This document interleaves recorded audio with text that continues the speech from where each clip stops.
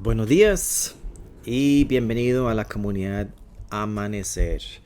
Sí, es un nuevo día y amanecemos en el Señor, que es la mayor bendición posible.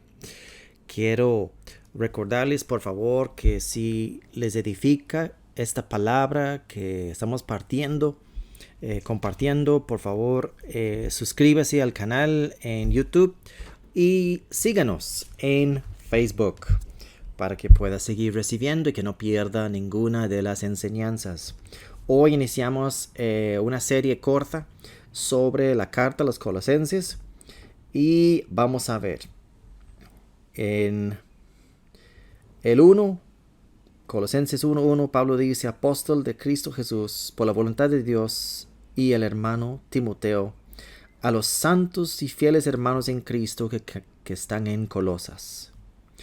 Que Dios nuestro Padre les conceda gracia y paz.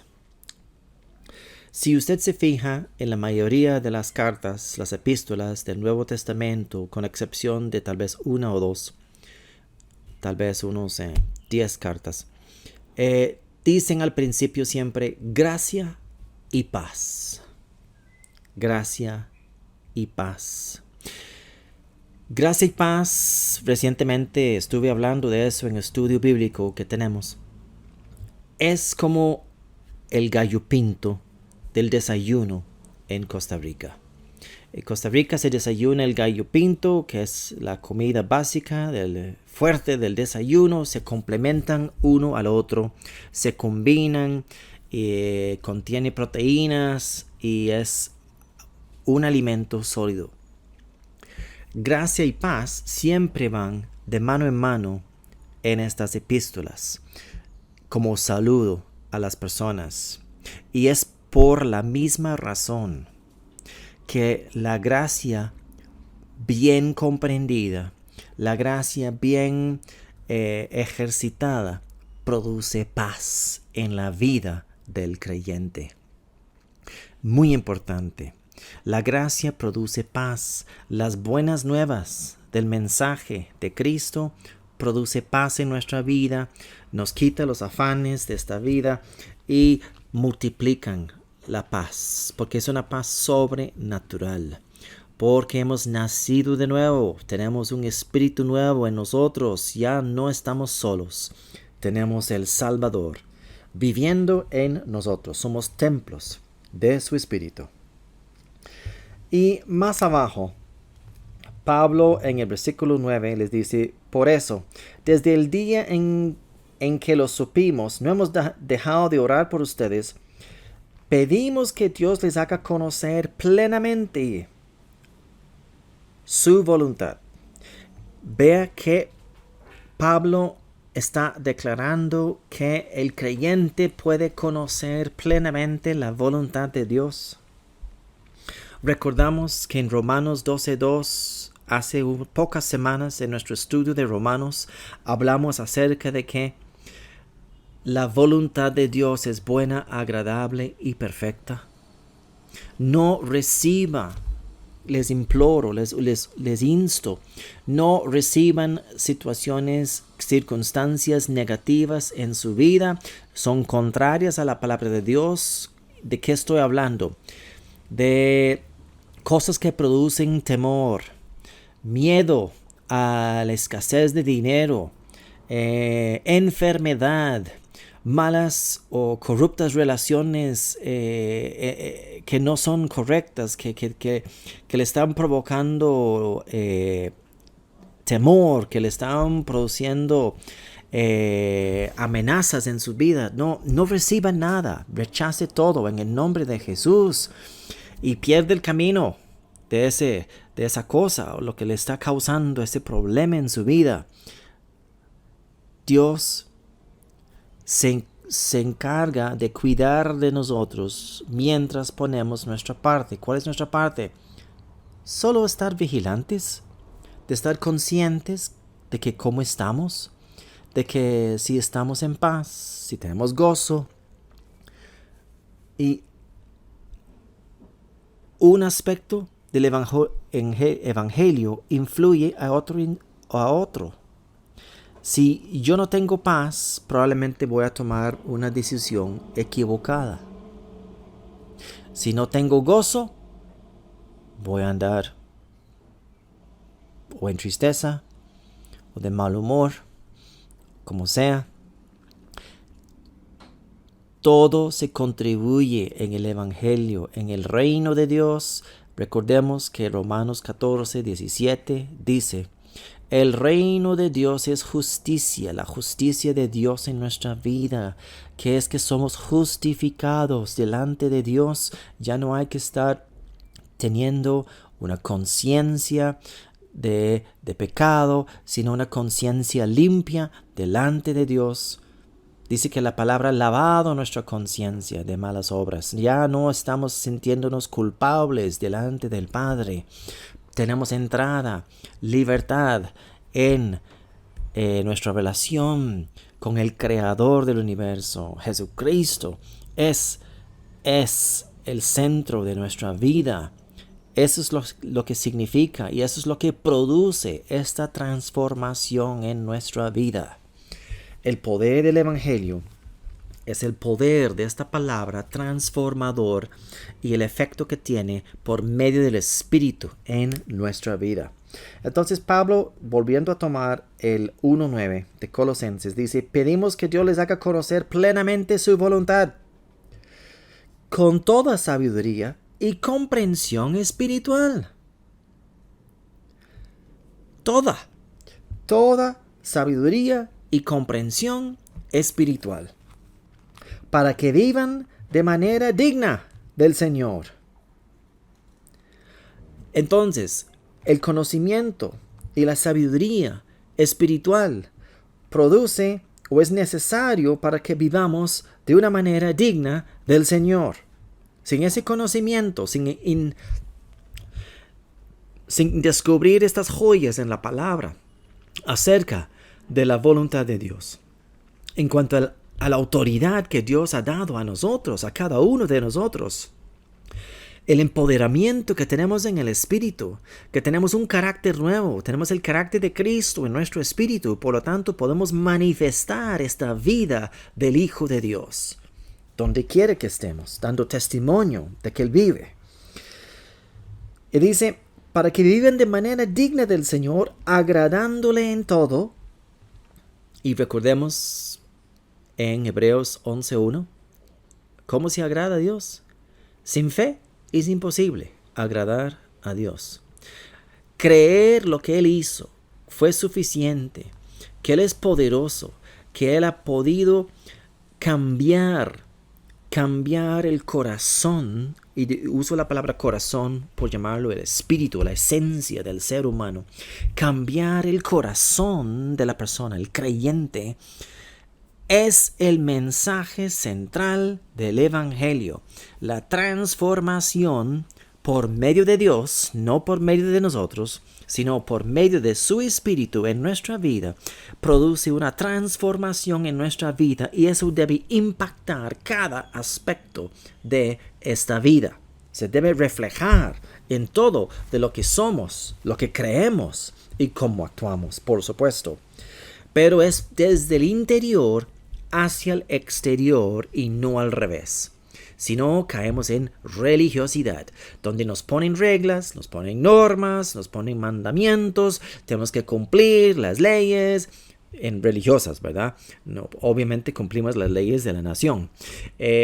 Cumplimos leyes humanas de que compórtase así, pero así no puedes hacer aquello, puedes hacer esto, pero esto no. Sin una transformación, solo produce depresión, frustración y fracaso en la vida del creyente. La transformación es desde adentro para afuera. Es creer de lo que Dios hizo fue suficiente, que Él vino a mi vida y ahora me capacita. Él mismo me empodera a vivir la vida de que está en mí, en mi espíritu. Esas son buenas noticias. Entonces, agradándole en todo, y ahora Pablo explica 3 cosas que serían señales de cómo agradamos a Dios. Esto implica dar fruto en toda buena obra. Y la única buena obra en esta vida es donde usted le ha creído a Dios lo que Él hizo en usted y usted actúa conforme a lo que cree. Esa es una buena obra. Lo demás es fuerza humana y no sirve. Son trapos de inmundicia. La buena obra es donde usted cree que el Espíritu en ti te da el carácter de Cristo, que tienes gozo, paz, paciencia, amor, benignidad, etcétera, etcétera, humildad. Esa es una buena obra. El que usted cree que usted es sano y usted recibe su sanidad y después se refleja en lo natural, en su salud, por no recibir las mentiras del enemigo sobre la enfermedad. Esa es una buena obra. Buena obra, ese es fruto. También creer que tienes suficiente en sus finanzas para vivir y que usted también siembra en otros. Usted da donde usted recibe la palabra y usted da a los necesitados de su comunidad porque tiene para dar. Esa es una buena obra.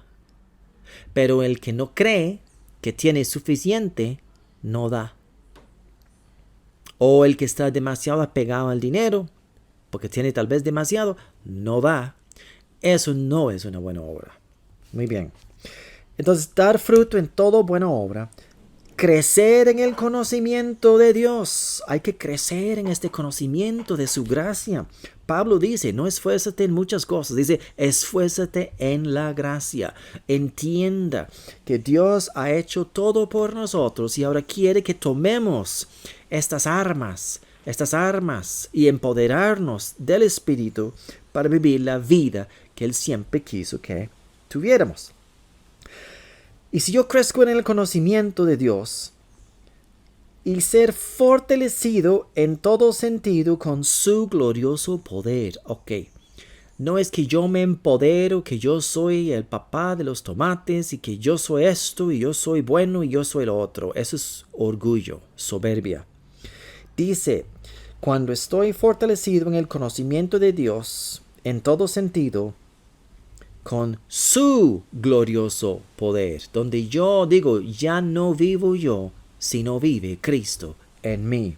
Es el glorioso poder del Espíritu en mi vida y yo reflejo esta nueva naturaleza de lo que yo soy en Él, en esta vida.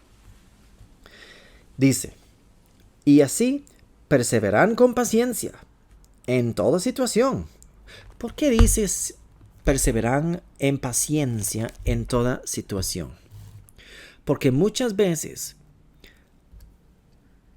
las manifestaciones de los ataques o las circunstancias de este mundo reflejan en lo natural lo que es una mentira en el mundo espiritual. Voy a explicar esto. El hecho de que se manifieste o empiece a manifestar los síntomas de una enfermedad no quiere decir que la enfermedad en nivel espiritual es verdad, es mentira. Es una manifestación en lo natural, pero en lo espiritual esto ya fue arreglado por Cristo. Entonces a mí me toca, si es contra mí, manifestar la naturaleza de Dios, la naturaleza del Hijo, porque yo soy su hijo, igual que tú eres su hijo o su hija, y yo tengo que decretar la palabra, deshacer la mentira y confiar y pacientemente ver la manifestación de la gloria de Dios en que esa enfermedad o esa manifestación de los síntomas desaparezcan.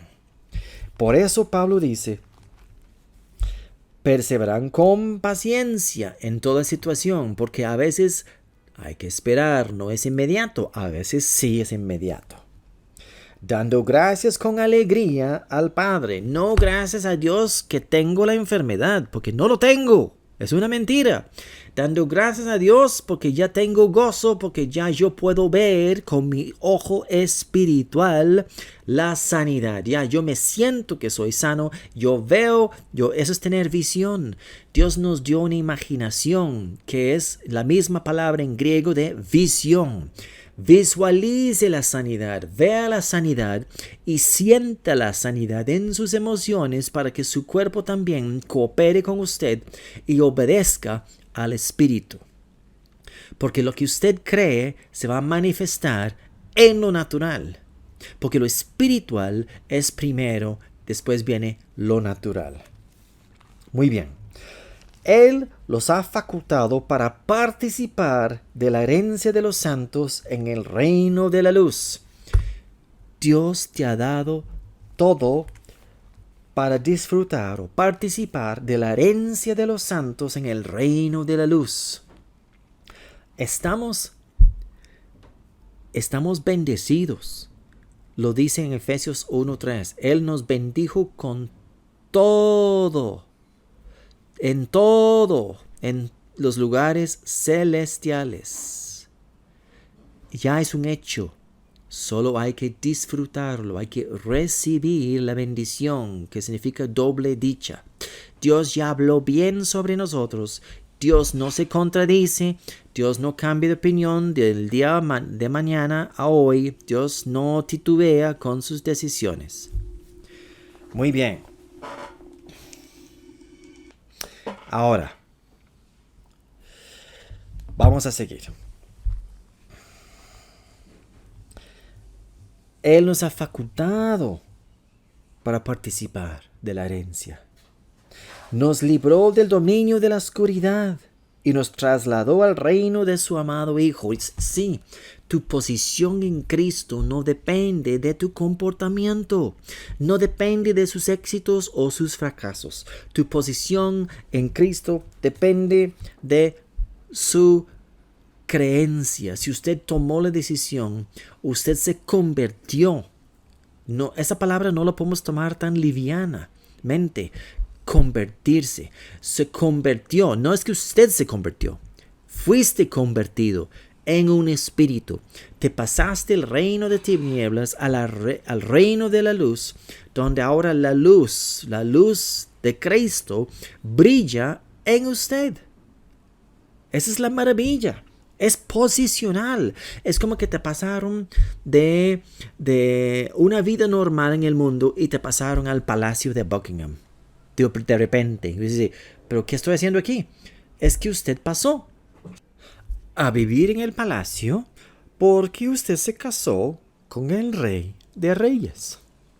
No el rey Carlos, que se va a coronar en estos días, Carlos III, sino el rey de reyes. Porque Cristo nos elevó cuando nos pasamos a su cuerpo, cuando entramos en el pacto con Él de esta gracia. Él nos traslada de reino porque ahora sí somos reyes. Espiritualmente ya somos reyes y sacerdotes del Dios Altísimo. Lo dice en las epístolas de Pedro. ¿Y dónde vive el rey? O una reina. Vive en el castillo. Con el rey, ¿verdad? La reina vive con el rey.